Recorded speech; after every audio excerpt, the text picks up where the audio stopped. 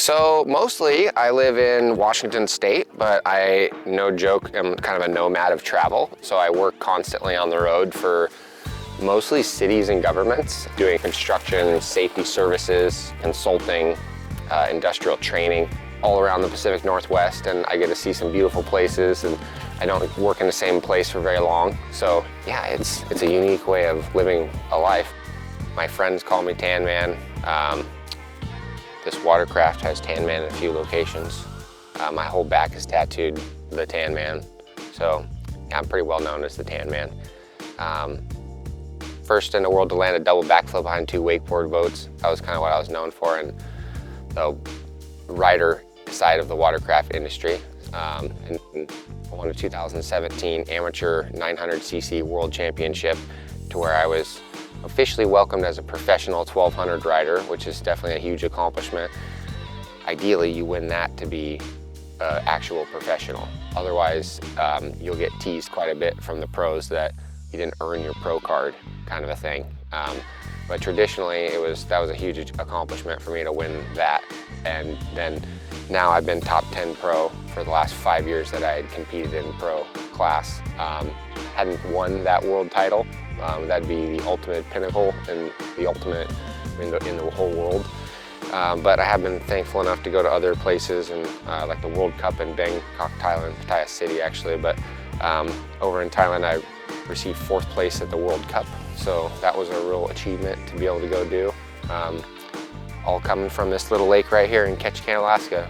So it 100% started right here. This is the first place I ever rode a Kawasaki JS 440 hull with a side tube exhaust and just 2-stroke smoke blowing right in your face the whole time.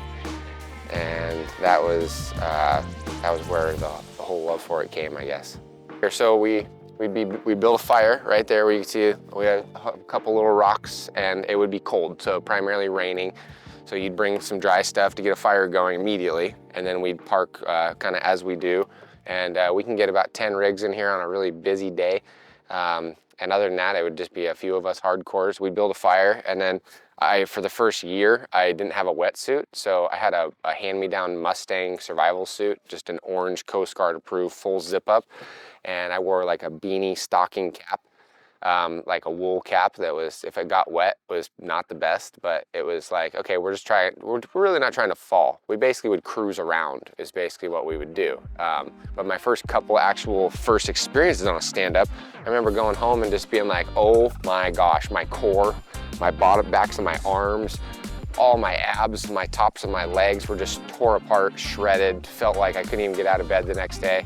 And that lasted a month or two, and then I don't remember it ever quite being like that anymore. And now I hop up on a stand-up, and people say I make it look easy, and it does not impact me the way that it used to. But I remember the very first times I rode here, I was just like, what is this? Like, seriously, somebody tore my body in half the next day.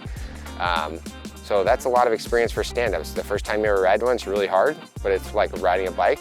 You gain with that skill, you gain your balance, you gain some of your muscle memory, and you can grow into things. I just choose to kind of push everything I do to the ultimate extreme, which is a blessing and a curse. So I choose to pick things I want to go to the extreme with, and I know that for me it was water, and I know that for me in Ketchikan growing up here, I didn't have a motocross track, I didn't have consistent snow to go snowmobiling, and I was a power sports enthusiast of a kid, so I wanted to do something that I could go out and do into the world for my life, and water was the only thing to me that was fair, because I had a lake.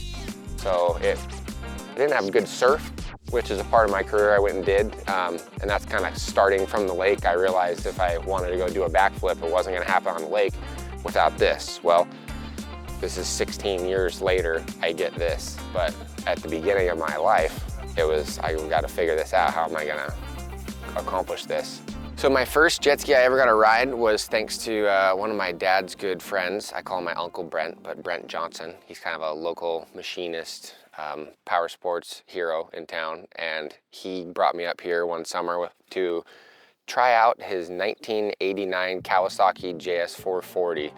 So if you look that up, you'll see it's a pretty original stand-up, and it was something he had just kind of learned to ride too. I'd work on Saturdays with him at his house on two-stroke engines for a local dealership, rebuilding ATVs and snowmobiles and watercraft and different things. And then because I helped him work on Saturday, he'd bring me up here riding on Sunday.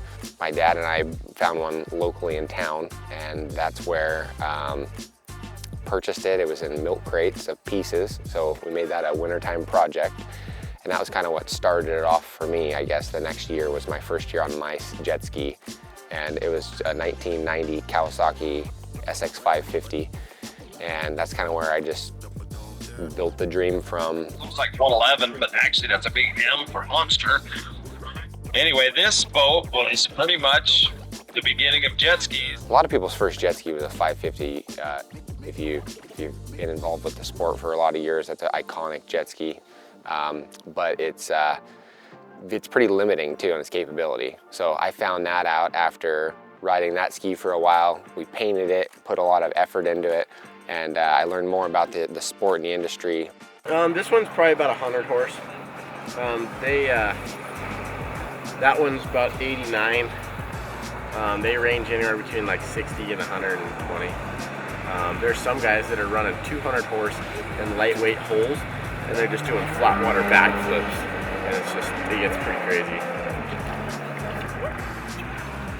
I'll be there eventually.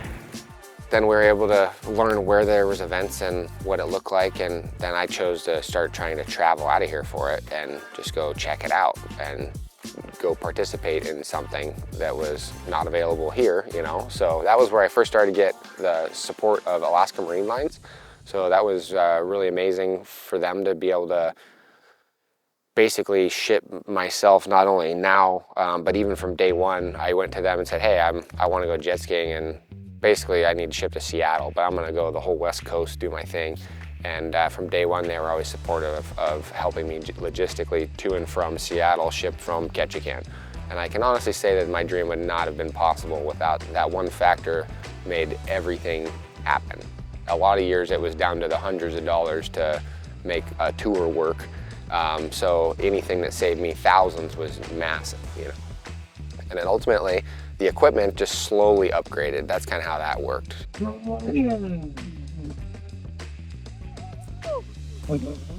Yeah, Tanner, first flat water backflip, rides out of it.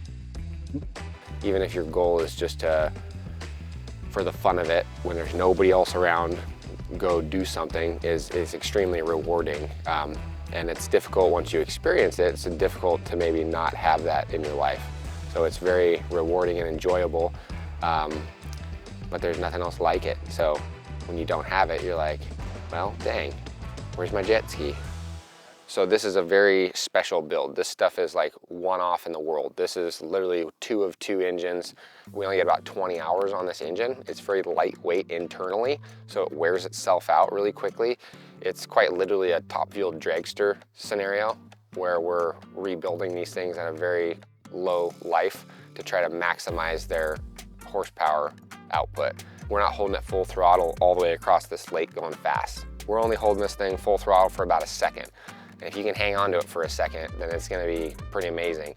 But it's really hard to actually get that much time full throttle. So the longest full throttle run that I can do is basically making a specific shaped wave and coming back to do a big barrel roll or a big 360. And that's the only way that I can make this jet ski get about 2 boat lengths worth of power. Otherwise, it generally gets about a boat length worth of power and it's out of the water.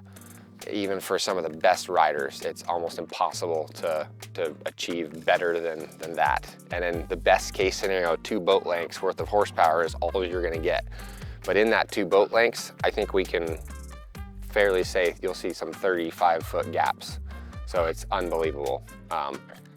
It's truly unbelievable. The horsepower is, like I said, it's unlike anything else you'll experience. So, of course, most people's perspective is just gonna be from the side, but my perspective as a first person is very direct, and backflips are, your body really likes backflips because you have a lot of control.